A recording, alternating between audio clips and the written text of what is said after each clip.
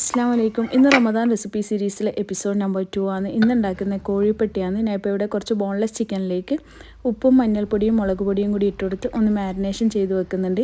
ഇനി ഒരു പാൻ വെച്ച് അതിലേക്ക് കുറച്ച് ഓയിൽ ഒഴിച്ചു കൊടുത്ത് മാരിനേഷൻ ചെയ്ത് വെച്ച ചിക്കൻ ഇതിലിട്ടൊന്ന് ഫ്രൈ ചെയ്തെടുത്ത് അതൊന്ന് ക്രഷ് ചെയ്ത് മാറ്റി വെക്കുക. ഇനി വേറൊരു പാത്രം വെച്ച് അതിലേക്ക് കുറച്ച് ഓയിൽ ഒഴിച്ചു കൊടുത്ത ശേഷം ചോപ്പ് ചെയ്ത് വെച്ച ഉള്ളിയും ആവശ്യത്തിന് ഉപ്പും കൂടി ഇട്ട് ഒന്ന് വഴണ്ട് വന്നാൽ കുറച്ച് ഇഞ്ചി വെളുത്തുള്ളി പച്ചമുളക് പേസ്റ്റ് ആക്കിയതും കുറച്ച് കുരുമുളക് പൊടിയും ഗരം മസാല പൊടിയും കൂടി ഇട്ട് കൊടുത്ത് ഒന്ന് മിക്സ് ചെയ്ത് നേരത്തെ ക്രഷ് ചെയ്ത് വെച്ച ചിക്കനും കുറച്ച് കറിവേപ്പിലയും മല്ലിയിലയും കൂടി ഇട്ട് കൊടുത്ത് അതൊന്ന് മിക്സ് ചെയ്ത് മാറ്റി വെക്കുക. ഇനി ഒരു മിക്സീൻ്റെ ജാറിലേക്ക് കുറച്ച് മൈദയും ഒരു മുട്ടയും ആവശ്യത്തിന് ഉപ്പും കുറച്ച് വെള്ളവും കൂടി ഒഴിച്ചു കൊടുത്ത് ഒരു ദോശേൻ്റെ ബാറ്റർ റെഡിയാക്കി എടുക്കണം. അപ്പോൾ ഒരു പാൻ വെച്ച് ആ ദോശ ചുട്ടെടുത്ത് അതൊരു പാത്രത്തിലേക്ക് ഇട്ട് കൊടുത്ത് നേരത്തെ റെഡിയാക്കി വെച്ച ആ ഫില്ലിങ് സെൻറ്ററിലായി വെച്ച് കൊടുത്ത് ഇതുപോലെ ഒന്ന് മടക്കിയെടുക്കുക. ഇനി വേറൊരു ചെറിയൊരു പാത്രം എടുത്ത് അതിലേക്ക് ഒരു മുട്ട പൊട്ടിച്ചൊഴിച്ച് കൊടുത്ത ശേഷം കുറച്ച് പാലും ഉപ്പും കുറച്ച് കുരുമുളക് പൊടിയും കൂടി ഇട്ട് കൊടുത്ത് അതൊന്ന് മിക്സ് ചെയ്യുന്നുണ്ട്.